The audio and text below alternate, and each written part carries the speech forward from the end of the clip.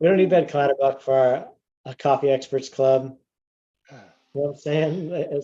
Between mine and yours, we've got expertise, we got skills. All righty, Coffee Experts Club. We're here, Drew Yo. Moody. What's up, everybody? Yes, Coffee Experts Club. Welcome today, Drew Moody, down in Belize, sweating it up. How's the sweat in Belize? I think I lose about a pound a day, and I have to gain it back with the water that I consume. So it's all good as it balances out. Well, bro, what I saw you drinking down there, that wasn't water, you know what I'm saying? Like that I'm pretty sure that You depletes mean your this? water. You mean this right here? Yeah, Café de los Mayas nectar. Love it. hmm It does, but I also Proprietary. need to replenish the Those of you not, sugars. those of you not doing proprietary energy drinks, that's the way to do it, man. When you can bring your own energy drinks in house, drop your cost of goods down by 5 times the amount. Well done, Café de los Mayas. hmm And I mean, well done to Coffee Republic. Talked to Miss Myers, Miss Robin on Coffee Experts last week, and I know we were able to help them as well to get into their own energy drink. Peak is their energy drink, which is cool. You know, just being able to have your own energy drink and cut out the middleman. That's what it's about, Drew. I think there's a lot of there's a lot of unrealized savings that you don't think about because when you're running a business, it's almost day to day. What problems am I going to face today? What new things are going to come over the horizon today? And so not having the ability to have some breathing room and really retroactively look back and see what all my cost of goods are going to these big brands that, if I were to take my ticket away from them and keep it to myself and make a big difference to me, it wouldn't make a difference to them. So having something like a Peak or a Nectar it creates a lot of breathing room. Yeah, and I think obviously looking for that all over. I think what I found working with a lot of different owners of coffee chains is, or coffee indies, that have one or twosies, are usually people are pretty attuned to what they're paying in COGS. Like usually they're really drilled down on, okay, so how much we paying for our cups, like how much we paying for, whatever it is that they've brokered, that they're dealing with a vendor on bringing in. But I think some things we just take as like a necessary evil, like, oh, milk is always just going to cost X. But I know there was a time when roasters really dropped their COGS down a lot by switching up their milk vendor. You know what I mean? And I think that always being on the lookout for spots where you can really grow your money by dropping your dollars that you're paying, because you've already established the count, how many people are going to pay you for it. So the way you grow your money is like, how can I drop down my money here so I can raise the elevator, instead of, I think we're always thinking about, well, how do I raise my prices? So I need to add another quarter. I need to add 50 more cents. I need, and you're raising your dollars that you're charging people up, instead of also saying, where there's significant gouges that I could even just leave my cost where it's at, but make money going this way, by dropping COGS. And I think that there are a couple of key levers you can pull. But energy drinks, man, if you're selling energy drinks, that's one of the hugest ones, because the big boys that are out there playing the game are charging you a premium for a per can cost. If you can cut that out, and even the guys that you're like squirting into your drinks, even the guys out there that are charging you for energy drinks that you're spraying into your soda waters, you can cut out a middleman and save a lot of money. There's a lot of realized savings in just doing it yourself. And if you're interested in knowing how to do that, talk to me and Drew. Talk to us. Hit us up. So I think that's a big way we can help you save. And I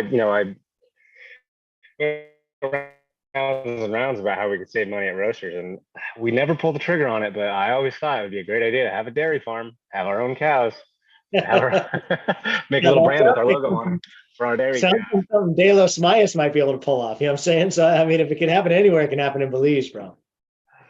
That's right. That's right. And I know it sounds like a whole nother business, but business is business, and people there is an expert out there that can help you with that. You don't have to be the expert for everything. Yeah. And I think, I mean, I think for most people, they get so overwhelmed with, this business alone is taking me so much. So I think obviously some of the things that we always work with coffee owners with, and people managing, running coffee, is how can we get you out of the wheel well? Like, how do we get you out of like center cog? I think that a lot of people just say, well, sweat equity is free, but it's not, and I think what people don't realize is when you pour that kind of energy into something, that doesn't have to be your energy, not only are you, like, you could probably get it cheaper than you, right? Like, as far as you could probably find somebody and you're like, well, I don't pay myself. That's a whole nother question. Like, as far as if you're not paying yourself for the time you're putting into your business, then you need to really challenge yourself on, is this what you want to be doing the rest of your life? Because that's not a sustainable model. But how could you get somebody in there that you could train that would be cheaper than you? But also, what about all the value you could bring to your business if you weren't focusing on these things that you could get somebody cheaper than you to do, right? So I think that there's that whole push and pull of, I'm caught in the daily grind.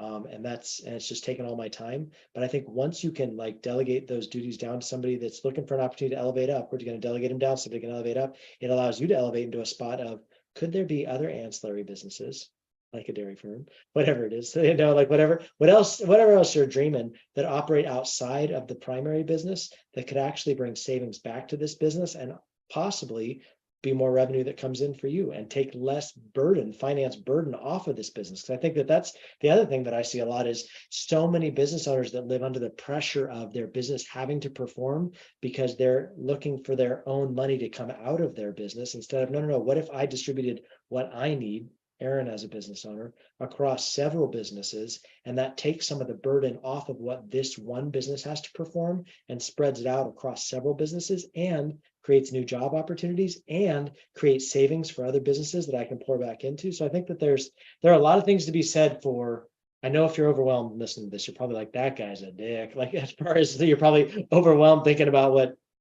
I'm suggesting you do right now. But the best advice I can give you is, ask yourself, what's going on in the business right now? Should that be me? All the things that you're doing right now, ask yourself, does this have to be me?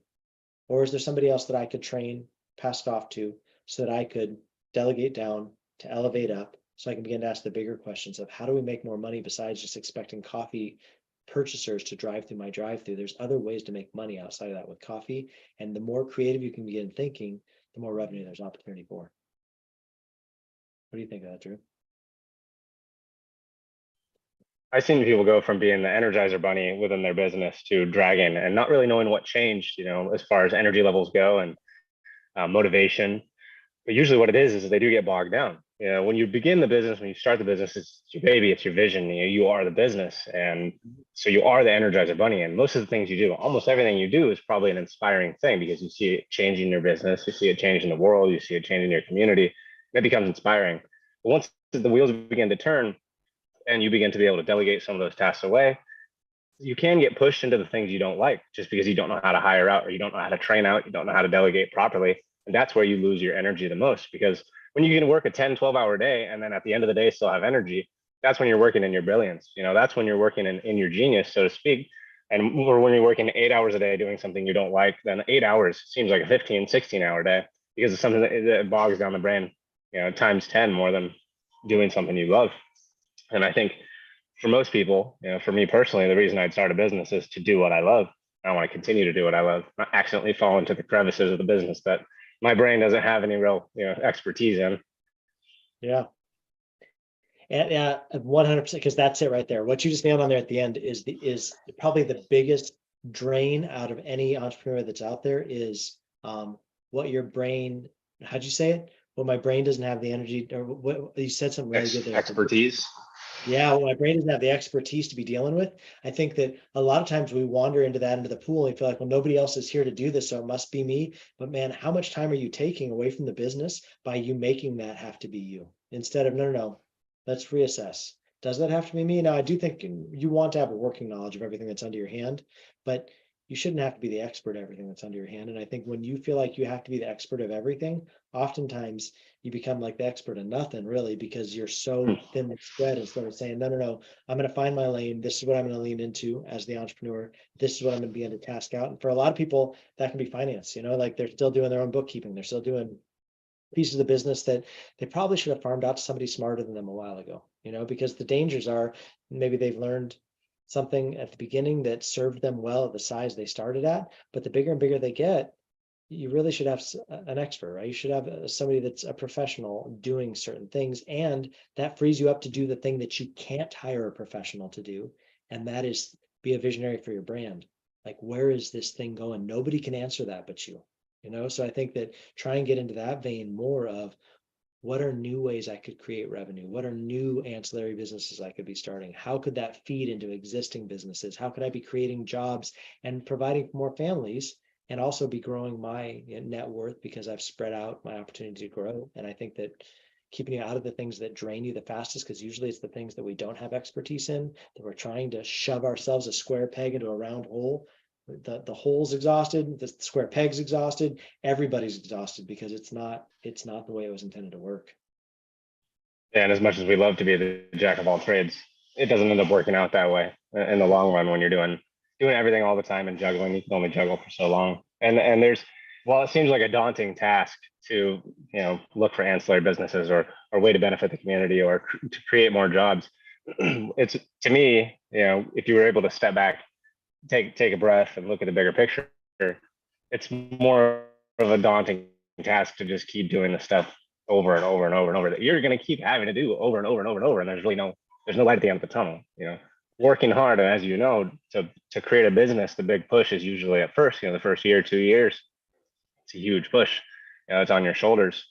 But it doesn't have to stay that way. After the big push, you create automations and you create processes and you can take a step back and breathe a little bit to look for the light at the end of the tunnel, to look for the why of why you created the business and what you really hope to accomplish. Other than, of course, financial freedom, that's an amazing one that can come, but eventually, purpose behind the business, it becomes more of a shining goal, I think. Yeah. No, I think, yeah, more than anything, just really encouraging people to ask yourself why. Like, why are you doing what you're doing? A lot of people start with coffee because it was an easy first step out there. They were working for somebody else. They got excited to go and start their own gig, which is rad. Be an entrepreneur, to get out there, do your own thing. I think it's amazing. But ask yourself why the deeper you get in, because I think it's really easy to just assume it all has to be you when it doesn't all have to be you. You can equally distribute across other places as you raise people up, but you got to be willing to raise people up and to be honest with yourself, because some of that is it's a stroke to my ego to think that I know how to do everything or I'm able to do everything, but really, like, challenging, yeah, you could, but is that your best function? Is that your best spot? I think that talking to the folks up at Coffee Republic last week, talking to Robin, who was great. What a great guest to have on the show last week. Such a cool thing they're doing up there with their second location. I was up over the weekend and got my normal short black Americano. And it was as always, I love those guys. But man, to be only 2 years in business and be opening their second location, that's impressive. But I love what I think that they've done really well is exactly what we're talking about here, because they have so much of family that's involved. They've allowed the Martys to be the Martys and the Robins to be the Robins and the Jonathans to be the John. They've like spread out, Courtney to be Courtney, like to take different pieces of the business and for each one of them to kind of own a separate spot, which enables them for it not all to have to be on Jonathan's shoulders. You know what I mean? So that, like Robin was saying, that she and Marty like have become like they're buying the properties and then the business leases it back from them. That's Jonathan is running the stores, and like just starting to think through some smarter ways just of, okay, so we've got capital working a couple of different ways now. It's not just I need to find a spot so I can rent from the man. It's no, how can I buy a building, get all the benefits of having commercial real estate and tax write-off and all the things you get with commercial real estate, and then have an ancillary business that is renting from here for a stretch number of years, so that if Jonathan one day wants to sell the business, well, Marty and Robin are still going to keep making money because the income is coming off of the business, and I think that looking for opportunities where you can diversify and grow is super smart, and I feel like the mayors have done a great job with it. And the blessing of having a family business is that you can have, everybody has different disposition and different skill set. And I think sometimes the entrepreneurs can feel kind of alone, but there's a vast community of entrepreneurs, and if they all kind of feel alone, there's a lot of resources online. There's a lot of people you can ask. There's a lot of local networking places, and most of the time, I think from my experiences, people like sharing their wisdom. People like sharing their knowledge, and it feels nice to have a fellow business owner ask you for help or for assistance or for advice. And, if you're dealing with some of those issues, either somebody else is also dealing with them or has dealt with them in the past and can have some solutions for you. And while it's not a one size fits all, it doesn't hurt to test, try and test things out, test the waters and see, what works for you and what might work for your industry. And, unless you're unless you're some unicorn and started the first business of its kind, there's been a lot of iterations before you, and there's been a lot of people who have tried and either failed and or tried and found ways to succeed. So there's going to be a lot of answers to those questions. Yeah. I think it's so good. Even just stuff like you and I were talking about earlier today about Coffee de las Mayas and really challenging, what they're paying on import, problems they're facing on, regulations on certain things being imported and not, and redreaming, rethinking through, well, what has to be imported and what things could we maybe produce on our own? What if we started an ancillary business on the outside that could produce for us some of these things we're having a hard time with, I think just being free thinking enough to think through what are all the solutions. But a lot of times when you're just grinding, the daily grind of you have to be the guy pulling shots, like you have to be the guy that's really like shaking down the books at the end of the month, like you have to be the guy that's handling all your staffing issues, you have to be the guy that's setting up all the schedules, you have to be the person that's paying all of the government agencies based upon what you're paying your people, taxes and social security, all those different pieces. Like when you try and be the sole everything, it's so exhausting. All you get is pissed when guys like you and me start talking like this, because you're doing too much. You're doing too much. You know what I mean? And sometimes, and nobody likes to hear this, but like sometimes I think I told the story on Coffee Experts Club when we did our challenge, the your first drive-through.coffee. Talked about the first business I started and talking to my attorney next door and talking to him about going out in this business venture and looking to purchase this business and showing him the P&Ls and showing him all the different pieces because I had been managing, I had been running it. And him saying to me, when I asked him, how do you feel about it? Him saying to me, well, I feel a lot better if you weren't going to work it. And I thought, I was so like devastated at the thought, because I was like, bro, why would I want something if I'm not going to work it? Like, I don't want to keep working for the man. I want to have my own thing and I want to walk in my own lane. And I think sometimes we believe that we have to be, that owner has to be the operator. And it just, my family of four, 4 kids, 6 of us total, me and Megan, that's a big price tag. But if I could find a solo flyer out there, young gal, young guy who's just starting in their career and they're able to take something and I can give them some mentoring and I can spend some time there with them, but I don't have to be all the time, it frees me up to think about other ways my time could be used, or for me to be making money someplace else besides this brand new infant baby business that I started. I think it just takes a lot of that pressure off and allows you to dream a little bit bigger, because then you've got dollars that instead of going to Aaron's income can go into opening up location number 2 or location number 3, or opening up that ancillary business that could feed back into your primary business at a cheaper cost and create other jobs and create other revenue streams and spread, what you need to make on a monthly nut. So it's different, but well, it's different and every business is slightly different. And the ways you can save money in vendors, it's like, if you're a clothing store, you can't necessarily start sewing your own shirts. I mean, you can, but you're not going to replace those big brands. But really, looking at search as wholesalers, I'm sure there's always an answer to the question of how can I save money here? How can I increase my margins here?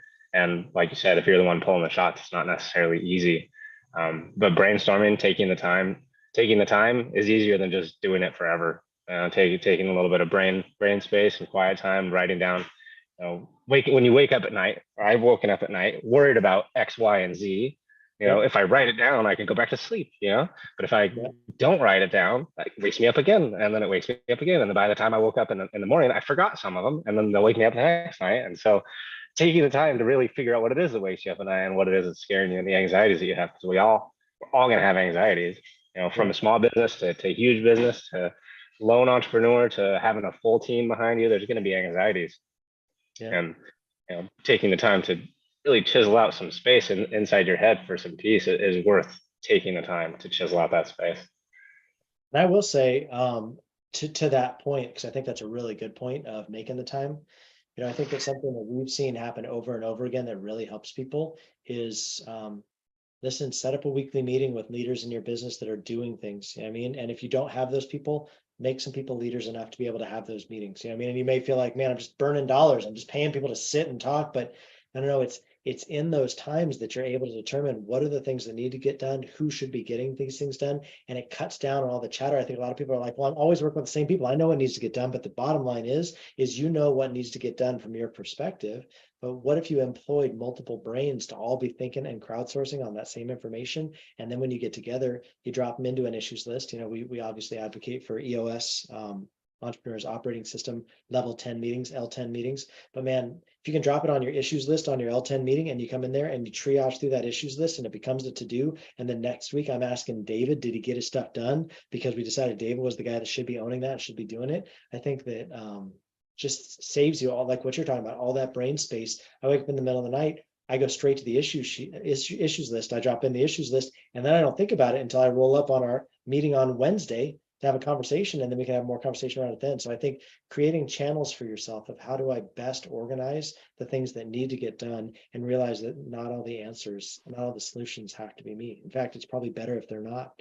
That you're probably going to make better traction if it's not. I think that some of us can have a really inflated ego on what we think we can bring, instead of realizing, no, there are really smart people that are looking for opportunities. It's probably time for you to tap into some of that brain someplace else, you know?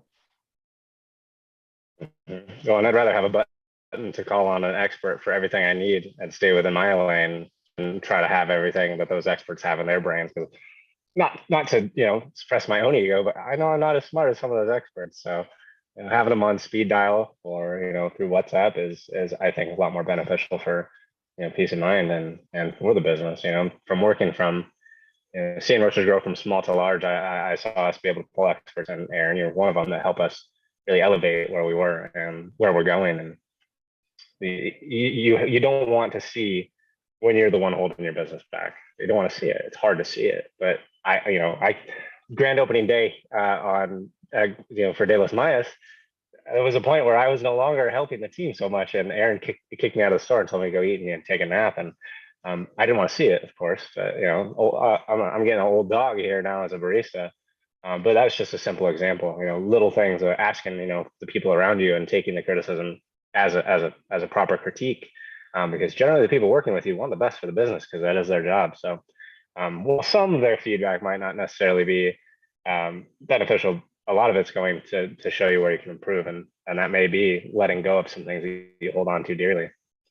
Yeah, I think it's all growing, right? Unless you're just wanting to run one coffee shop the rest of your life. If you want like a onesie twosie for the rest of your life and always to be stuck underneath the weight of it, then that's up to you. But man, I'll tell you what, I'll walk by in our hometown here, I'll walk by Airbnbs and places that I know, like not Airbnbs, but bed and breakfasts that I'll walk by and I'll just think that place is so cute and I can't wait to take my wife there. But I know every time I take my wife there, it's the same couple and they're working it every time I'm there. And I'm like, that has to be a nightmare. They can't ever go. Yeah, it's cute for me to go show up, but that guy's stuck underneath that business for the rest of his life. He doesn't even get vacations. Poor dude's running one of the cutest little bed and breakfasts ever, but he never gets to go anywhere fun. I think none of us want to be tied to our business, like hung on a noose that we've created for ourselves. I mean, none of us want to be underneath the rock that we've made for ourselves and then shoved ourselves underneath. Like, get yourself out of your own way. And that's going to come by asking yourself, why are you doing what you're doing? And does it have to be me? Does it have to be me? Should I be doing that? Should I be handing this off? What are the things that should be mine? What else could I be handing off so that I could grow and become bigger and better? That's what all of us want, right? Bigger and better. Bigger, better, and more refined.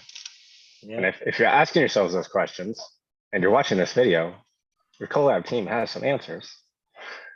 Really good way to wind up the show with a pitch. Yeah, obviously, man. If you guys are ever, we love helping businesses grow. A great way with that is Ops Experts Club, Coffee Experts Club, both of them on Tuesdays, Thursdays, right here, wherever you're watching right now. We're going to be back here talking about it next week. But also there's a whole vault, where we've taken apart answers for people and given them to you in a very consumable way, level 1, level 2, level 3, on all the things facing your business.